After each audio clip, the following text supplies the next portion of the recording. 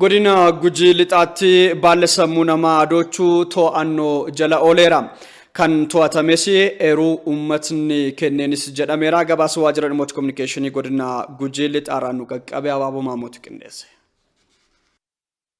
Godina Gujii lixaatti ashiishii baallesammuu namaa adochuu kiloogiraama 1,810 to'atamuun himameera.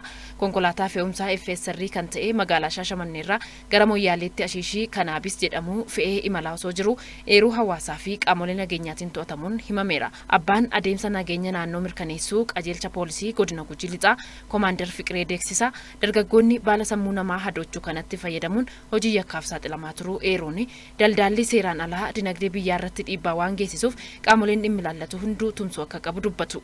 Magaalaa kana keessatti dhufachuudhaan gara aanaa Firroo Barguddaa deemuudhaan qaamoleen nageenyaa poolisiin naannoo aanaa Firroo Barguddaa to'achuudhaan har'a gumruuki galii goonee jirra jechaadha. Kanaaf akka waliigalaatti daldala seeraan alaa wajjinis wal qabatee ashiishii kanaabisii kana wajjinis wal qabatee tumsa uummataa barbaachisaa.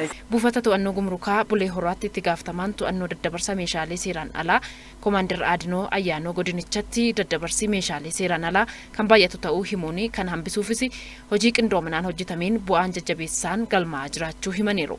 ይህንን ለመቆጣጠር ያው የተቀናጀ አሰራር ስለሚያስፈልግ kana irratti hordoffiin taasifamu qindoomina barbaachisa. Hojjettoota buufata to'annoo gumruukaa Gujii lixaa hunda dabalatee humna addaa Gujii lixaa humna ittisa biyyaa fi inteleejensii waliin ta'uun hojiin nuti hojjenne bu'aa gaarii mul'isaa jira. Buufata to'annoo gumruukaa Bulee Horaatti qindeessaa kan ta'an Inspektar Olaanaa Faanu'el Shukii gama isaaniin baallesammuu namaa adochuu birrii miiliyoona 6 fi 300,000 olitti tilmaamamu marga loonii fakkeessuun karaa seeraan alaatiin fe'amee miliquuf osoo jedhu eeruu uummataa fi qindoomina qaamolee nageenyaatiin to'atamuu himanii jiru. ከላይና ከታች ቡሪሽካ በማድረግ መሃል ላይ እሱን በማድረግ አታሎ ለማሳለፍ ነበረ. Gubbaa fi jalaan nyaata beelladaa kaa'uun gidduu isaa baallesammuu namaa adochuu kaa'uun kellaa darbuuf turani. Ashiishaan kiloogiraamni 1,810 ulfaatu har'a mankuusaa keenyatti galii ta'eera. Kun wayitaa gara maallaqaatti shallagamu miiliyoona 6 fi 350 ol ta'a.